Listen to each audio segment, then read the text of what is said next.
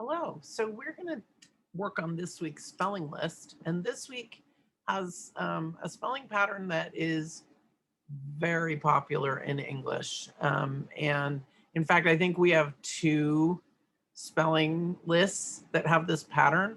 So this pattern is called VCCV. And it is vowel, consonant, consonant, vowel. Now, this week we have some doubled consonants. And this week's list has doubled consonants. A little, not quite half of the words have doubled consonants. So VCCV is used very commonly in English. And if you know that you're going to have a vowel, consonant, consonant, vowel, it can help you with spelling the words correctly. Like if you're taking a spelling test, you can remember, oh, I need to have two consonants there. For a VCCV word. So we're going to take a quick peek. I'm going to share my screen and we're going to go over to the camera and we're going to look at our VCCV words. So I'm going to write my name at the top and I'm going to just review my list. You're going to see that there are VCCVs with double consonants. So million has a double consonant. Collect has a double consonant. Lumber does not. Pepper does. Plastic. Borrow does. Support. 30 doesn't. Perfect doesn't. Attend does. Canyon doesn't. Traffic does. Fortune doesn't. Danger doesn't. Soccer does. Engine. Picture. Survive, seldom. None of those have double consonants. But then effort, our last word does. With our challenge words, we have occur. Venture doesn't have a double consonant. Challenge does. Rascal does not. And splendid does not. So, for example, if we looked at the word million, this would be our vowel, our first vowel, and then our consonant, consonant, and then our next vowel. So the reason why it's called a VCCV is because that's the pattern, I-L-L-I. And like I said, this is a very popular pattern in English, a popular spelling pattern. So on this particular worksheet, what we're going to do is we're doing analogies. So an analogy is a comparison between two words, and the comparison between two words actually makes a comparison between four words. So if I say happily is to joyously, what's the comparison? Well, if you do something happily, you do it joyously. If you do something rarely, you do it kind of hardly ever, right? So we're looking for a word that matches hardly ever.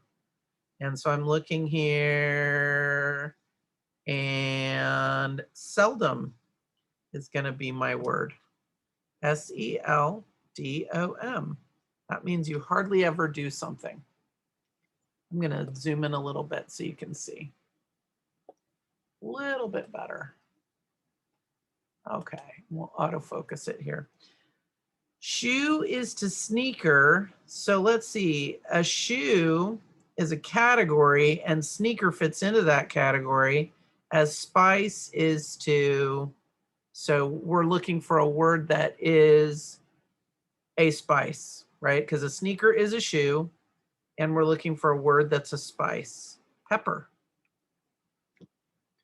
P-E-P-P-E-R. All right, omelet is to eggs. So an omelet is made of eggs, as house is to, so we're looking for something that makes a house. Lumber. L-U-M-B-E-R. All right, give is to receive. So these are opposites, right? If you give something, you're giving it. Receiving, you're taking it. As lend, lending something means you're loaning something to someone. The opposite of loaning is borrowing, right? So I think number 6 is borrow. Borrow. Puddle is to ocean. So a puddle is tiny and small. An ocean is really big, as dollar is to. So dollar is going to be small. What's bigger than a dollar? Million.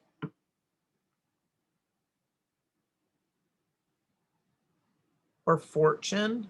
I would say fortune would be a better one.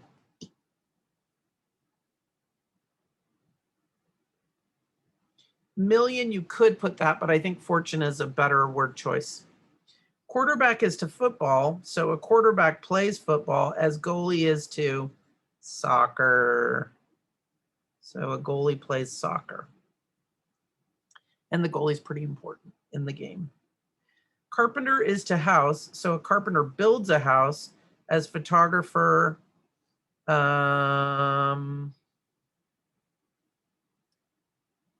Picture. So a photographer makes a picture, a carpenter makes a house. So we're going to put picture, Picture. So it's kind of like math, when analogies are a little bit like math when you're looking at number patterns and you're trying to figure out what the relationship is between the two numbers. This is kind of fun because it's the relationship between two words. Mountain is to peak. So a mountain and a peak are similar. The peak's the top of the mountain, as ravine is to canyon. So ravine is a smaller canyon. Talked a lot about the ravine in Island of the Blue Dolphins. It's like sort of a small V-shaped canyon. Dentist is to teeth. So a dentist works on teeth, as mechanic is to, a mechanic works on an engine. Engine. Safety is to security. So if you feel safe, it's because of security. You feel safety, it's because of security. Peril means you're in danger, right? Safety, the good feeling is to security, as peril, worry is to probably danger. Danger. Okay. So those look pretty good. Write an email to a friend about a movie you have seen recently. With the pandemic, I haven't seen movies in so long, other than Netflix movies or movies I have on DVD. Write an email to a friend about a movie you have seen recently. Describe a scene that you liked. Use 4 challenge words. Okay, so we could use challenge, splendid, venture, occur. Those sound like good words to use to describe a movie.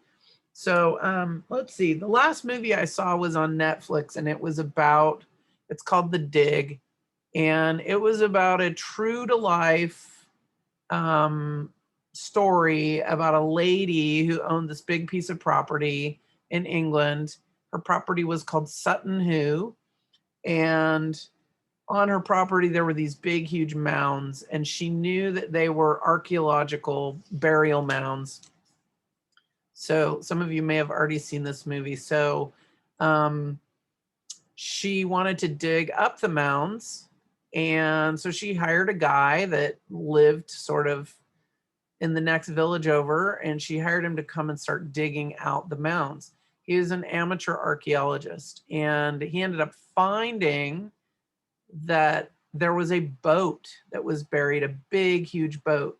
And the boat was like a burial boat. So it had like all kinds of treasures in it.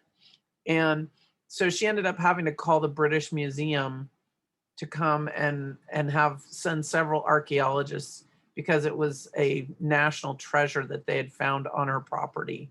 And it's a true to life story. I've been to the British Museum and I've seen some of the things that they pulled out of the burial mound that had the boat in it. So it's very cool. So anyhow, if I were to describe a scene that I liked, I might talk about the challenge of getting a splendid boat out of the ground. So I'm going to start out with saying I recently watched The Dig on Netflix.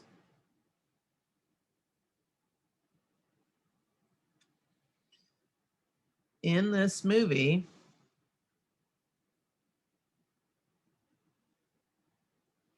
a challenge occurs.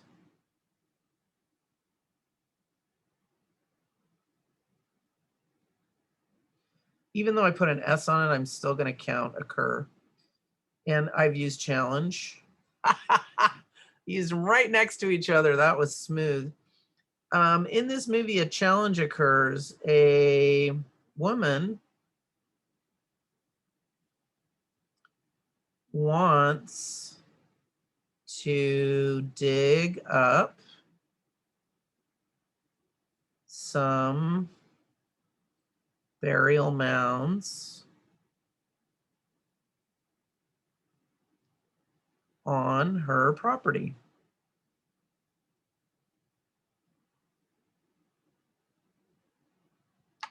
So I didn't use any of the words. That's what I get for using two together. This venture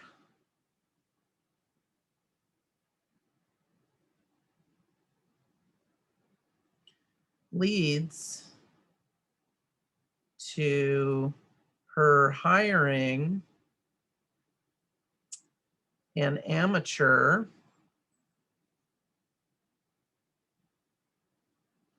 archaeologist.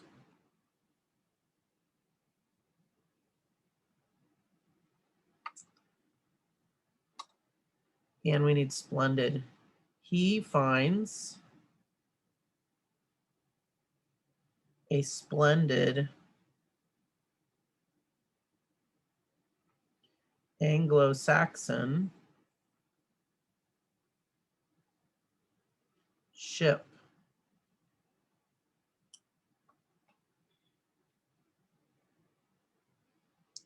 buried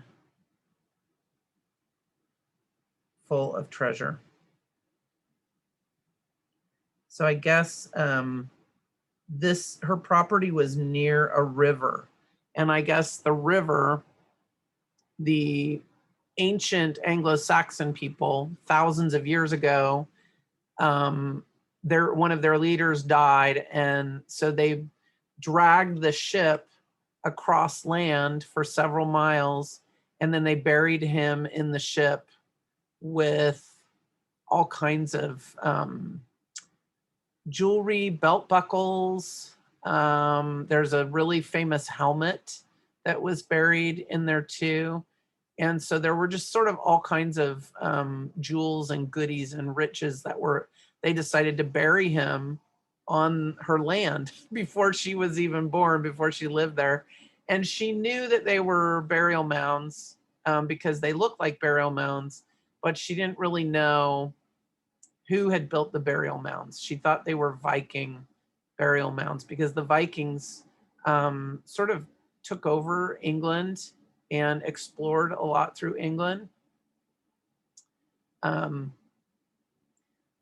So anyhow, it was an interesting movie because it was based on real life. Of course, they changed some things and made it more romantic and added a character or two. All right. So we got all 4 words. Perfecto. I hope this helped you to understand what a VCCV word is and how you can recognize that pattern. And I will talk to you guys later.